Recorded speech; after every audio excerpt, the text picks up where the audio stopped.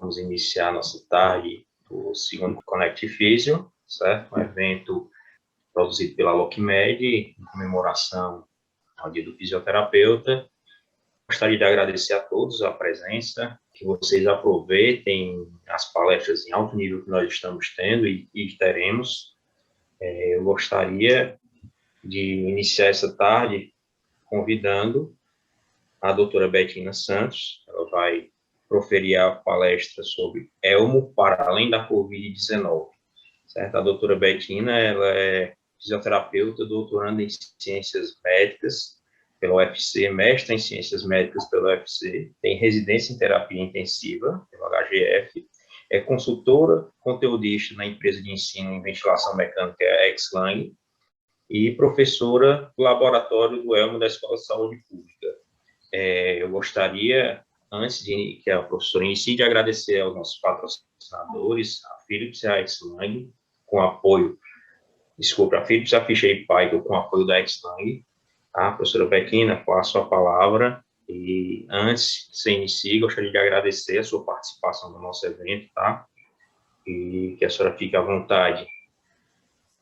Obrigada, muito obrigada, Dante, obrigada, Lívia, Juliana da LocMed, né, parceiros da gente sempre aqui. Então, eu sou a Betina, fisioterapeuta que já fui apresentada aí pelo Dante, né, é um prazer estar aqui mais uma vez junto com a LocMed, que é uma parceira há muito tempo da Exlang, que também é uma empresa onde eu trabalho, faço parte, um time que só vem a crescer, né, junto com essa parceria. Então, muito obrigada mais uma vez pelo convite. Eu vou dar início logo aqui às apresentações, porque já me falaram também que estão bem ansiosos, né, sobre o tema. Eu já falei, eu acho que quem já assistiu alguma palestra enquanto eu estou falando aqui com vocês, estou aqui colocando a apresentação, certo? Quem já viu, já apresentei várias vezes essa palestra, né, não essa palestra, mas algumas, semelhantes ao conteúdo, mas hoje eu quero trazer algumas novidades para vocês, e hoje o tema é exatamente mudar um pouquinho, né? Sair do Covid um pouco, apesar de precisar, sim, falar ainda da Covid, porque o Elmo, ele surgiu nesse contexto, né? Então, hoje a gente vai ter como título, né, dado a mim pela LocMed, o Elmo para além da Covid, né? Eu quero saber como é que eu uso agora essa interface, como é que eu aproveito o máximo das interfaces Helmet que tem aqui no país, e uma dessas interfaces é o Elmo, tá certo? Então, hoje a gente vai aqui eu dou início, não tem como não lembrar da onde foi que o Elmo surgiu, né? Vou voltar aqui essa imagem, cedida pelo professor Marcelo Alcântara, eu vou minimizar aqui a tela, eu acho que dá certo, vou tirar aqui do meio, aqui de vocês. Qualquer coisa, vocês me dão um retorno quanto ao áudio e ao vídeo, tudo bem? Vamos lá.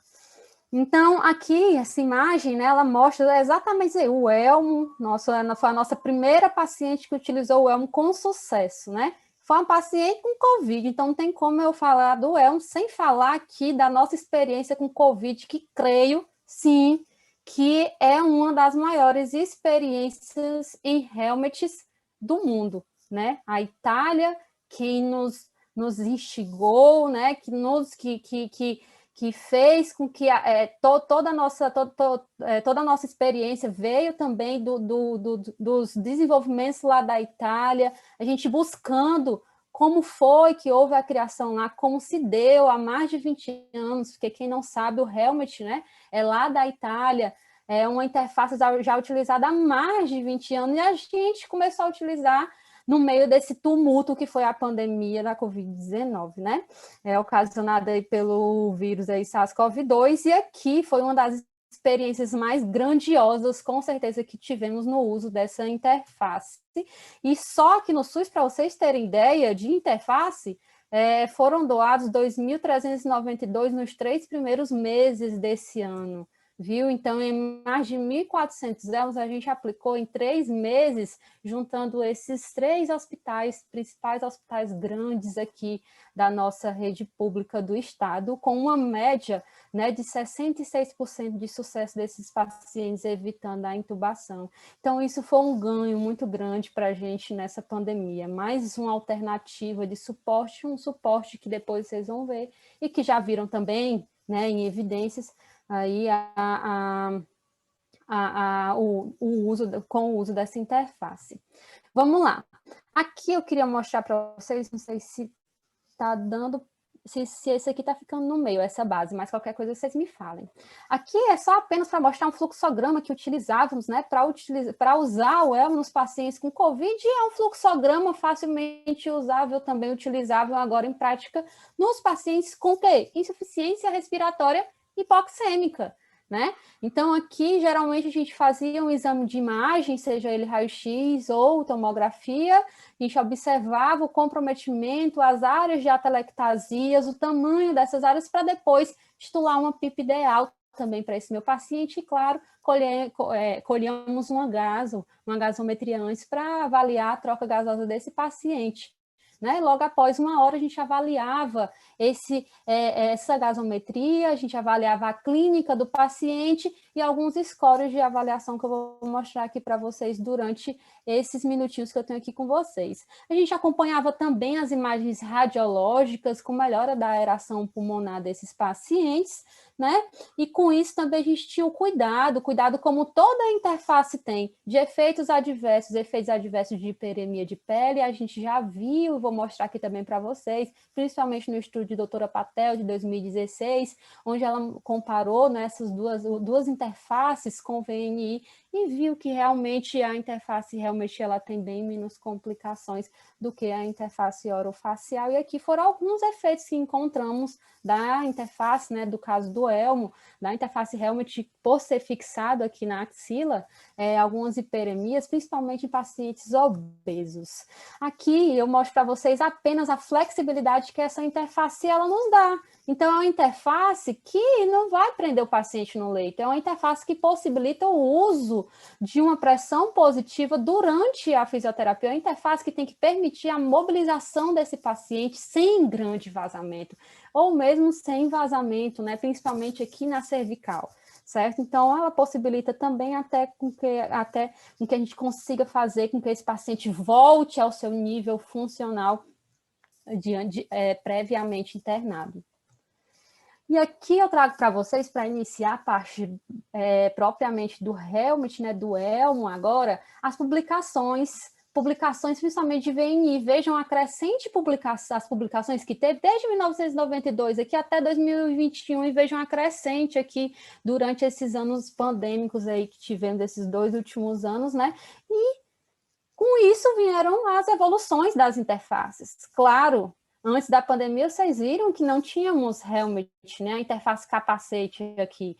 Então, após isso, teve as evoluções também, as interfaces antes que eram bem apertadas, precisavam de fixadores adaptáveis, às vezes esses fixadores se perdiam e ainda se perdem, né? Interfaces rígidas, que não eram tão anatômicas no rosto do paciente, que diminuía a tolerabilidade dele a essa terapia, a essa pressão positiva, né? Ao fer dessa pressão positiva, até que surgiu as surfaces, máscaras até bem mais anatômicas, mas ainda tinha a questão do vazamento. A gente sabe que VNI é sinônimo de vazamento. Se a máquina não está compensando, se esse vazamento está sendo muito alto, ao ponto de passar da compensação do vazamento da máquina, ele não vai funcionar. A VNI não está funcionando. Então, veio aqui e deu ainda mais ênfase, né, nessa pandemia aqui. A interface Helmet, que graças a Deus chegou aqui no Brasil para ser mais uma interface, né? Mais um tipo de terapia, mais uma interface para o uso desse paciente e com vários benefícios que eu vou mostrar agora. E aqui, quando a gente passa a ver, agora eu quero pesquisar, né, sobre a Helmet e VNI, e vejam o crescente número aqui dos últimos anos, realmente influenciado aqui pela pandemia, pelo SARS-CoV-2, né? Por toda essa pandemia que houve. Então, vejam o crescente aumento dos estudos com essa interface. E, claro, Itália, o mundo, né, que ensinou muita coisa para a gente, que ensina quanto a essa interface, foi o nosso exemplo, né? O nosso exemplo onde começamos a ver enfermarias lotadas de capacetes, de helmets, enfim. E os estudos cada vez mais saindo, principalmente lá na Itália, com esse dispositivo, evitando a intubação desses pacientes com, até então, SARS-CoV-2, né, que era o boom da época. principalmente porque tinham-se estudos também que nos mostravam que a interface Helmet, comparada a uma, por exemplo, Full Face, né, ela tinha uma menor dissipação de aerosóis, que era a maior preocupação da época. Então, eu estou revisando isso daí para a gente fazer similaridades com patologias que existem nos dias atuais, né, que culminam em insuficiência respiratória hipoxêmica e que pode, e qual a interface, a melhor interface nesse momento, pelo menos para a gente utilizar e evitar essa contaminação de gotículas. Então, aqui a gente vê com um helmet bem ajustado, um pouco ajustado aqui na cervical, um pouco frouxo, e aqui o helmet bem ajustado na cervical, que vejam que eles mostraram que com luz infravermelho, um experimento em bancada aqui, que não tinha, né, dissipação, mínima dissipação, no caso de aerolização com essa interface comparada a uma total face. E aqui também o professor Nava, com o seu grupo, também mostrando aqui para vocês uma dispersão quase inexistente dessa interface, né, com o helmet. E aí o helmet ele passa a ser utilizado com o BiPAP e CPAP. Lembrando que o elmo, que eu vou mostrar para vocês, a gente utiliza até então CPAP. E por quê? Porque na época, quando a gente desenvolveu, quando foi desenvolvido o dispositivo, não tínhamos ventiladores. Não tínhamos ventiladores na época e o que estávamos tratando? Uma doença que era também, principalmente, hipoxêmica, né? Então, hipoxêmica utilizaria o modo CPAP, não necessariamente o modo BiPAP. E aqui eu trago apenas para vocês, para a gente revisar, que o modo BiPAP eu estaria utilizando naquela doença, naquela insuficiência respiratória, 2 níveis de pressão. Aquele nível de pressão que é o IPAP, o maior nível, e o menor nível, o EPAP, onde a diferença deles seria a minha pressão de suporte ofertada. Porém, esses pacientes tinham drive respiratório aumentado, onde na fase aguda, se eu proporcionasse um IPAP acima e aumentasse esse volume corrente, vejam que aumenta também o volume corrente desse paciente, eu posso estar induzindo o tão falado, com certeza foi muito falado aqui também, e vai ser também sempre falado, a PECILI, né? A lesão induzida pelo próprio paciente. Então, BiPAP a gente deixava até então de lado na fase aguda e passávamos a utilizar o quê? O CPAP que não aumenta, que a pressão contínua positiva na via aérea de forma contínua, né, sem haver tão grande aumento do esforço desse paciente pelo volume corrente e eu proporcionando um recrutamento alveolar desse meu paciente com essa pressão positiva. Com isso, a gente revisa aqui os tipos de insuficiência respiratória, onde eu vou estar utilizando principalmente o elmo, né, que é na modalidade CPAP que estamos utilizando, nas doenças que culminam em insuficiência respiratória hipoxêmica e insuficiência hipercapnica, como já sabido, e os principais guidelines também já mostram que o BiPAP, né, não tem até então uma superioridade, mas o BiPAP, por ele ter esse aumento de volume corrente, ele consegue lavar mais, claro, esse PCO2 que está lá retido nesses pacientes hipercapnicos, principalmente DPOC, então foquem aqui inicialmente na disfunção hipoxêmica. Falar de helmet não pode deixar de mostrar para vocês os resultados que já se apresentavam desde 2002, tá? Resultados que já estamos vendo no ELMO, né, que vimos no ELMO, estamos na prática trabalhando também com esses resultados e esses critérios, então quero sempre que façam a similaridade com essas, o helmet, né, e o elmo também daqui, mais numa modalidade CPAP, no caso, então precisamos sim de estudos, precisamos sim evoluir com trials, mas para isso temos que lembrar dos primeiros estudos onde já mostravam, né, para a gente aqui a melhora da oxigenação desses pacientes com a PF e em relação ao helmet e a máscara, né, normal, orofacial, e também a redução das complicações, com a melhor tolerância do paciente quando utilizado ao helmet. Então, a gente vê aqui que foi no ano de 2002. A gente aqui no Brasil, a gente foi ver essa cena no ano passado, né?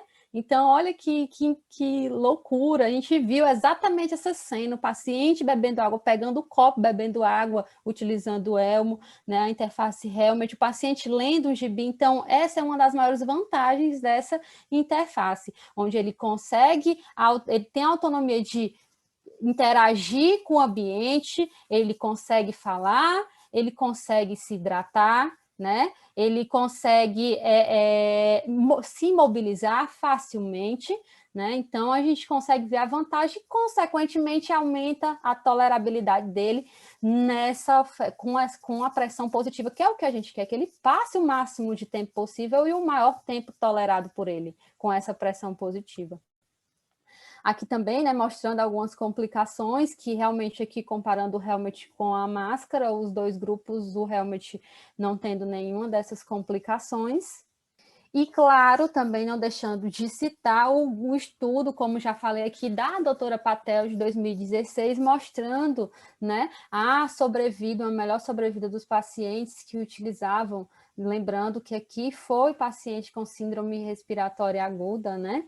E aqui também tiveram subgrupos que houveram melhora com PF menor que 200, então cuidado também nesses pacientes, sempre é bom junto com a equipe multiprofissional. Então aqui a gente vê a sobrevida desses pacientes e a gente vê o helmet, né, VNI se sobressaindo aqui quanto à máscara facial e claro, o boom desse estudo também foi a redução da intubação endotraqueal de forma significativa quando comparado às duas interfaces nesses grupos de pacientes. Outra coisa também muito interessante, claro que a gente sempre tem que lembrar, é que essa interface, tipo capacete, ela me permite utilizar PIPs mais altas, né? Quando eu estou com um paciente com a máscara no rosto, apertada, nos pontos que podem proporcionar ainda mais aquela claustrofobia daquele paciente e o cuidado com vazamento, então eu consigo com o helmet, que é uma câmara mais fechada, proporcionar de uma forma mais confortável essa PIP, essa pressão. Então, eles mostraram também que o helmet, eles conseguiram aumentar mais aqui uma média, né, de 8 de PIP, e com a máscara facial eles quase não passavam de 5, né, 5,1 aqui, certo? E eles utilizavam até então com a pressão de suporte, tá? Então, cuidado também com essa pressão de suporte, que no caso o ELMA a gente está utilizando até o momento só CPAP. Aqui, sempre importante também trazer uns trials para vocês, onde em 2016 ele pega os principais estudos, né? Os principais estudos, tanto caso controle, quanto os randomizados. E aqui ele mostra para a gente, no helmet, sendo a favor com a redução da intubação. Então, mais uma vez, trazendo essa interface na prevenção da intubação, né? Por outro lado, vem a retenção de CO2, por isso que eu disse tomar cuidado quando você utilizar com pressão de suporte essa interface, com exceção ao elmo, que a gente não utiliza no ventilador até então, certo? E aí, tomar cuidado pelo quê? Porque até nessa meta-análise ela mostra também a favor ao incremento da PCO2, tá? Quando utilizado com PSV. Mas outros estudos também, até mesmo o próprio estudo do professor Nava, do grupo dele, mostrou que com um bom ajuste de pressão de suporte, vejam o nível que ele atingiu aqui de pressão de suporte, tá? Em pacientes hipercapnicos que ele aplicou, tá? Insuficiência respiratória hipercapnica, analisando pH e PaCO2, ele não viu diferença significativa quando comparado à máscara facial. Então, não tinha até então, né, não tem até então essa diferença em relação à retenção de CO2, certo? Apenas com exceção, com um bom ajuste de pressão de suporte. E isso tem que ter um bom ajuste fino do ventilador mecânico. O ventilador mecânico tem que ser ou próprio para VNI ou modalidade VNI, né? E também ter a pressão de suporte com compensação também de vazamento. E, por outro lado, aqui lembrando que é PSV, né, no caso, BIPAP, não é isso? Os dois níveis de pressão. E agora aqui, em relação ao CPAP, né, o autor Paulo Tacconi, ele sempre já falava, desde 2004, o artigo dele já mostrava que o quê? Que comparado à máscara facial, claro, o capacete, devido ao seu maior volume interno, né, ele facilitaria a reinalação de CO2, mas por quê? Porque ele dependeria de dois fatores. Quais seriam esses fatores? Da quantidade produzida de CO2 por esses pacientes e da quantidade de gás que passa por esse circuito, né? Então, será possível que o CPAP do ventilador, só o CPAP sem ser BIPAP, tá? CPAP, ele teria o fluxo suficiente para lavar o CO2? Ele viu que não, e por isso que ele recomenda o uso com um sistema de fluxo contínuo, certo? Então, aqui ele coloca como indicação de fluxo contínuo, gerador de fluxo, que é como a gente utiliza o CPAP do Elmo. A gente está vendo também que esse CPAP ele passa a ficar mais constante aqui, esse paciente consegue até tolerar mais, e isso são investigações e estudos que a gente vai conseguir mostrar posteriormente. Aqui é uma apresentação total do dispositivo, para quem não conhece, né? Então, aqui é o nosso Elmo, que é genuinamente aqui cearense, idealizado pelo professor Marcelo Alcântara, pneumologista aqui do Ceará, né? Que no nosso estado, e por uma equipe multiprofissional de engenheiros uma equipe grande, que esse projeto realmente só saiu e só está sendo esse sucesso e ajudando cada vez mais pessoas, porque teve essa união de instituições públicas e privadas, né? Então, aqui é o sistema Elmo, né? Onde a gente coloca os dois fluxômetros, 30 litros por minuto cada, um de oxigênio e outro de ar comprimido, e a gente viu que hoje em dia a gente pode utilizar 2, 4, 3, mas totalizando um fluxo total de 60 litros por minuto, né? Onde esse fluxo ele vai para uma jarra que até então a gente coloca água, porque a água destilada, né, nesse reservatório de água.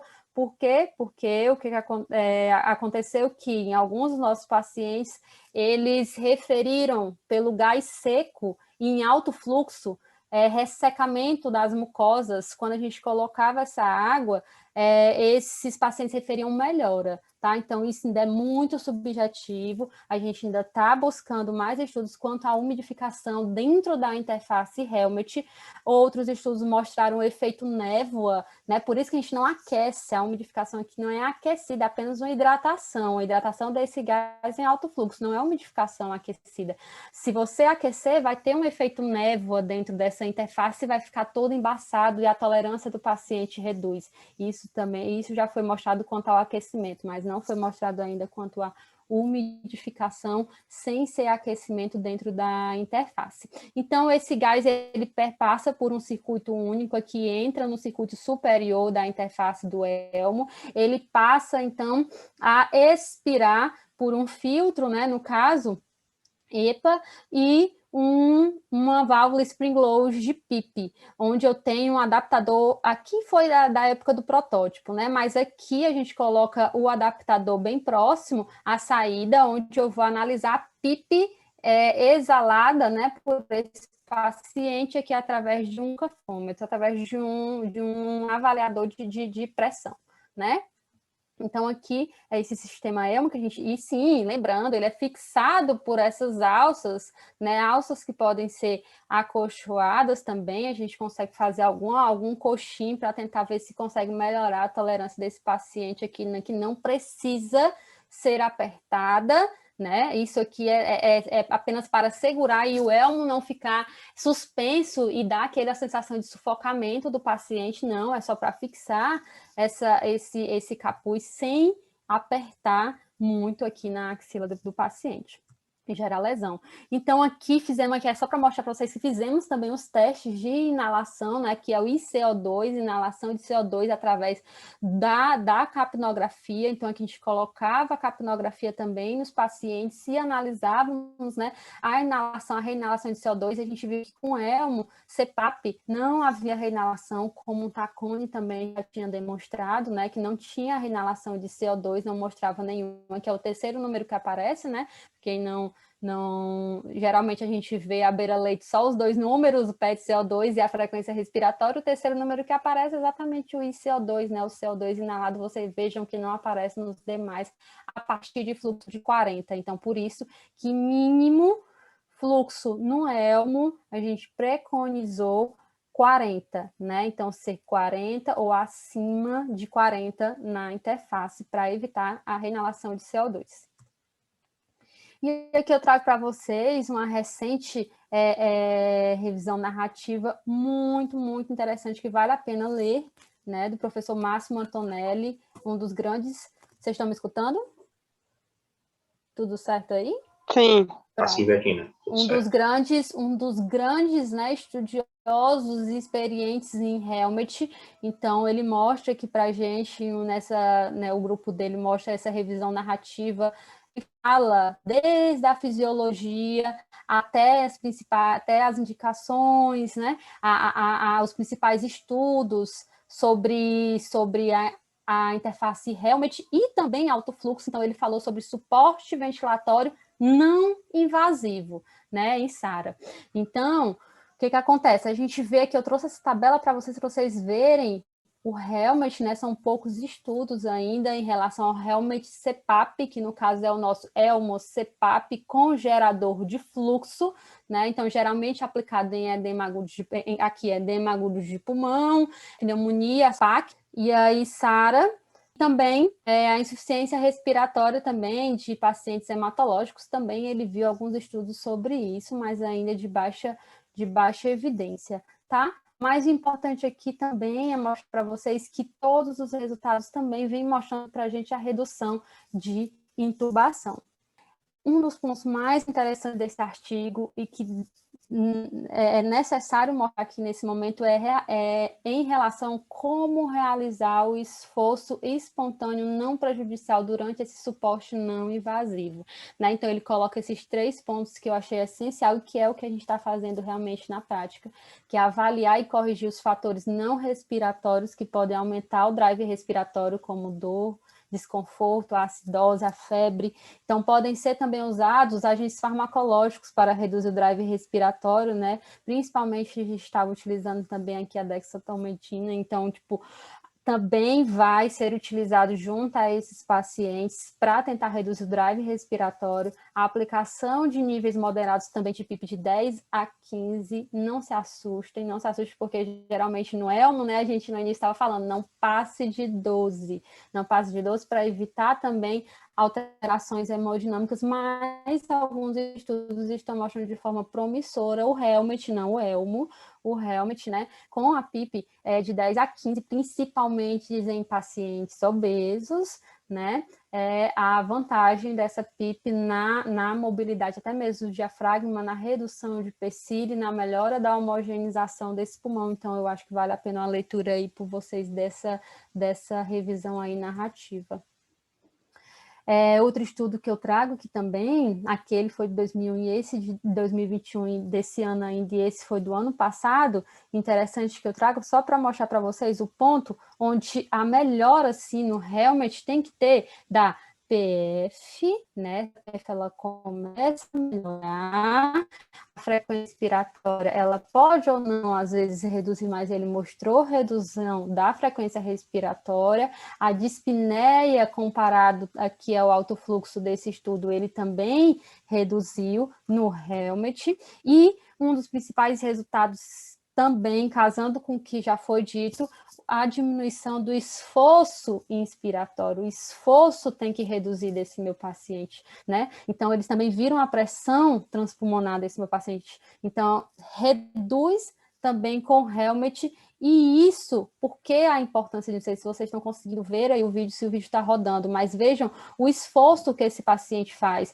Então, Brochard já demonstrou aqui para a gente o ciclo dessa PCIL, né? O ciclo que é tão difícil de quebrar, que a gente precisa entubar esse paciente para fazer uma ventilação protetora nesse paciente. E será que a gente vai conseguir um dia fazer? Daqui a pouco eu vou mostrar para vocês o que a gente está tentando fazer com o ELM 2.0. Aqui são algumas medidas fisiológicas relevantes para o monitoramento de pacientes hipoxêmicos em suporte respiratório não invasivo, trazidos também por essa revisão narrativa, que podem utilizar também para o ELM-CPAP, né?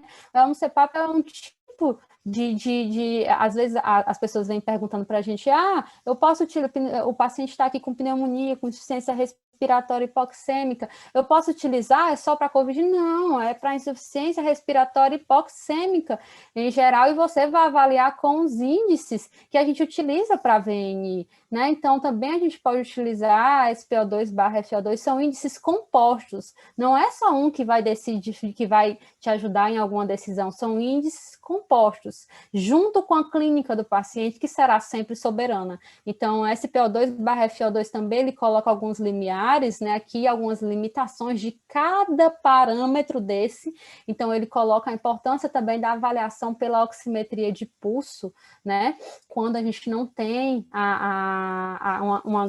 um gasômetro, enfim, PERTS, que é muitas realidades das nossas unidades de pronto atendimento aqui, né, e frequência respiratória também, algumas vezes, pode não correlacionar também com o conforto, com o esforço, no caso desse meu paciente, certo? Ele coloca o ROX, tão falado, mais ligado ao alto fluxo, e ele coloca o ACO, também ligado, né? É mais uma variável aí ligada à VNI, propriamente dita no ventilador, certo? Onde ele coloca os limiares aqui nessa coluna, e eu apenas quero destacar que até o momento não existe pontuação válida para prever a falha durante a VNI com capacete, certo? Então, os scores que a gente utiliza, as pontuações, a avaliação é um composto da própria VNI, junto com a decisão clínica desse paciente, com os sinais clínicos desse paciente, para conseguir decidir se continua ou não. E é difícil? É muito difícil.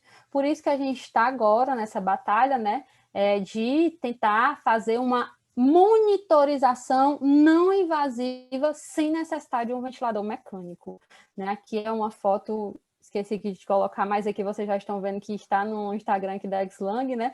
Mas do professor Marcelo Alcântara, que fez esse registro aí dessa foto. Aí é uma monitorização que a gente está aqui, coordenado pelo professor Daniel, engenheiro da Universidade de Fortaleza, né?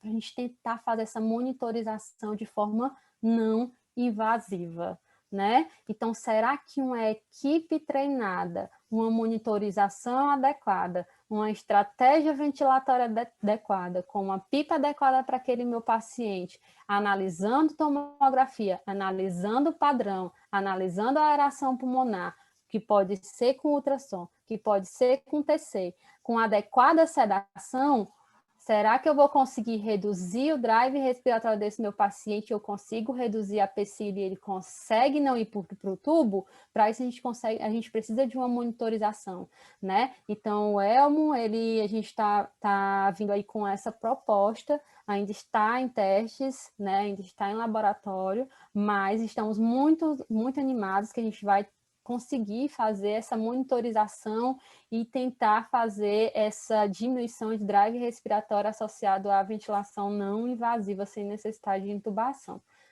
Aqui eu trouxe os primeiros casos, né, que a gente utilizou o ELM sem ser em COVID aqui para vocês, e também utilizando droga vasoativa, que são imagens cedidas pela doutora Isabela, que é pneumologista. Esse caso foi bem interessante, né, um caso de edema agudo de pulmão, foi exacerbação de edema agudo de pulmão, passou 9 dias em hemoterapia, ele utilizou droga vasoativa, então o cuidado, né, com a equipe bem treinada, a equipe bem coesa, passa a ser uma contraindicação de forma relativa, né? E essa droga vasoativa, ela não pode estar aumentando, ela deve estar reduzindo. Então, tudo isso tem que ser conversado com a equipe multiprofissional. Então, esse paciente utilizou droga vasoativa, esse paciente utilizou o ELM durante 9 dias de forma intermitente, tá?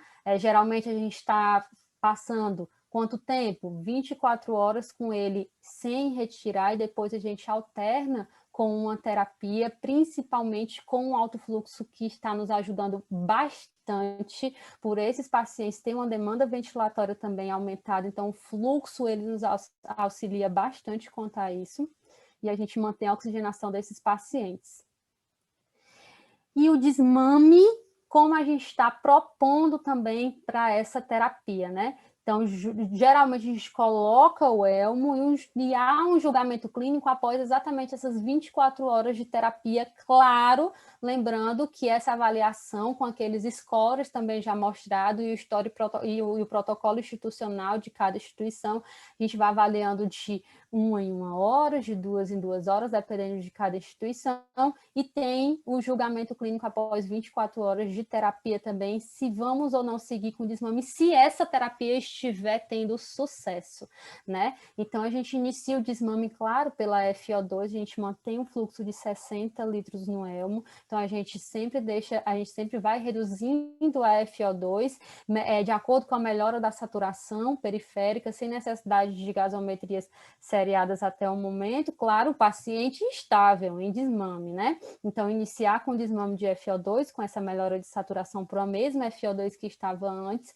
quando eu atingir a minha FO2 de 47, de 0,47, eu consigo baixar esse fluxo, eu vou baixando esse fluxo, a gente geralmente baixa por turnos, até chegar a 40 litros por minuto, que é o mínimo do elmo, né? Então, porém, a gente deixa aqui uma sugestão de preconizar na fase aguda, né, manter um fluxo de 60 litros por minuto por pelo menos 48 horas. A gente vê que nessas primeiras 48 horas o paciente ele precisa de fluxo, né, um paciente com insuficiência respiratória aguda, e a gente passa a reduzir essa PIP apenas no último dia de terapia, onde eu consigo reduzir de 2 em 2 até o valor inicial de cada válvula de PIP. Quem já usou sabe, cada válvula de PIP tem esse valor inicial, e a gente passa a descontinuar o elmo após um desmame de oxigenoterapia para 4 litros em catéter nasal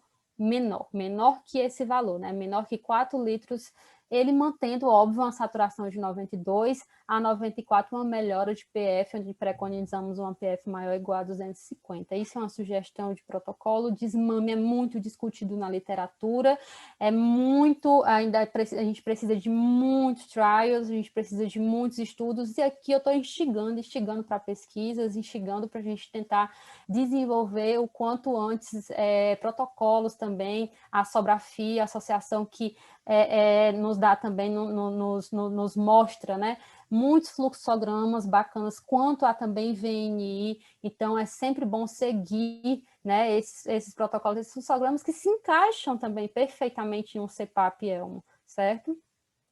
Aqui é mostrando para vocês que até as UPAs também já utilizaram, né, nos pacientes sem ser COVID, certo? Aqui no estado do Ceará.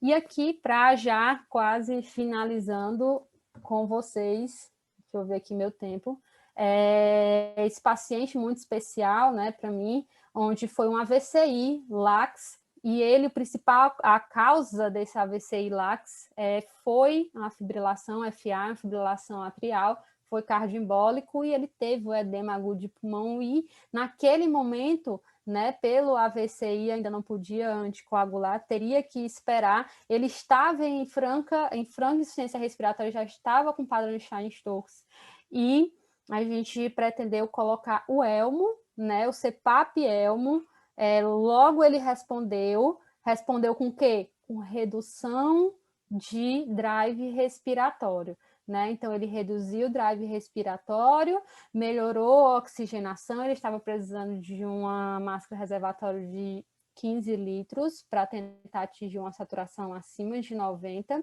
Então, esse paciente foi de alta, né? Aqui eu mostro ele porque ele é meu avô, e essa daqui é minha avó, Dona Alzira e seu Tomás. Então, a equipe confiou, né? Confiou a pressão positiva nesse momento que ele precisava para tentar segurar, enquanto 24 horas veriam uma nova TC, veria os novos exames e segurar de uma forma ciente. Ciente como? Melhorou o padrão, melhorou a oxigenação, melhorou scores. Então, a gente manteve com toda a monitorização necessária e estabilidade hemodinâmica, certo? Então, aqui foi de alta, e assim eu finalizo minha apresentação. Gostaria muito de debater, de discutir com vocês. Eu me sinto muito honrada de estar aqui no meio de tanta gente que admiro, no meio de tanta gente que eu me espelho, enfim. Agradeço mais uma vez a LocMed pelo convite, deixo meu contato para qualquer dúvidas aqui para vocês, e gostaria desses últimos minutos de debater, de discutir realmente com vocês o que vocês acham dessa terapia e qual a experiência que cada um está tendo. Muito obrigada. Beck, nós é que agradecemos e que ficamos honrados com uma palestra tão magnífica, né? Bem esclarecedora a respeito desse elmo, que pelo menos onde nós vimos que ele foi aplicado foram locais onde tiveram sucesso.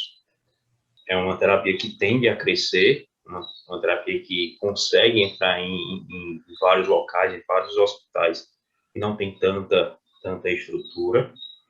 Pelo menos minha experiência foi muito interessante com o elmo, tá? Eu gostaria de agradecer a sua participação no Connect Physio, que a senhora esteja sempre convidada, certo? Se sinta sempre convidada.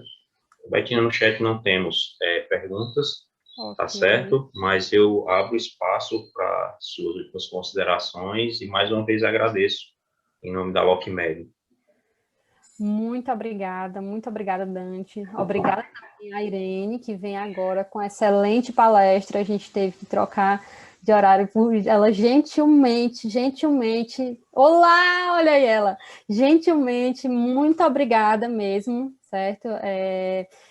Uma excelente palestra vem aí. Eu quero agradecer mais uma vez a vocês, estou à disposição para qualquer dúvida, e eu quero dizer que estamos aprendendo cada dia. Hoje eu falo uma coisa para vocês aqui, na próxima palestra eu posso estar falando outra coisa, de tanto que a gente está aprendendo, cada dia é uma novidade, cada dia a gente aprende mais com o Elmo, com essa terapia, a utilizar a interface Helmet, né? Então, é um aprendizado mútuo, contínuo, né? E diário.